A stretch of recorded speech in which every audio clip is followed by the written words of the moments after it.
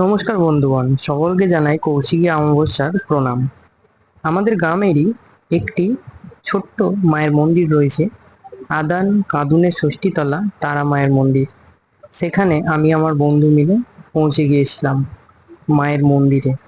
মায়ের কাছে তেমনই কিছু চাওয়ার নেই, শুধু সকলকে ভালো রাখুক এবং সকলে সুস্থ থাকুক, এই মনস্কামনা নিয়েই মায়ের কাছে পৌঁছে গিয়েছিলাম।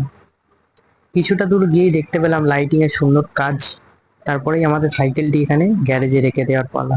সাইকেলটি রেখে দেওয়ার পরেই মায়ের মন্দিরে প্রবেশ করছি আমরা। দেখতেই পাচ্ছেন মায়ের মন্দিরটা কত সুন্দরভাবে সাজানো হয়েছে। আপনারা যারা যারা এখানে এসেছেন আপনারা তো দেখতেই পেয়েছেন, আর যারা যারা আসেননি অবশ্যই এই অমাবস্যার দিনে মায়ের মন্দিরে আসবেন, এবং কালী পুজোর সময় তো আরো ভিড় হয়। আর সত্যি মানে এতই সুন্দর লাগবে আপনার মায়ের এই মন্দিরে এলে, আপনার মন ভরে যাবে। আর কে কে এই মন্দিরে এসেছেন অবশ্যই কমেন্ট করে জানাবেন, আর কারা কারা আসতে চান অবশ্যই জানাবেন।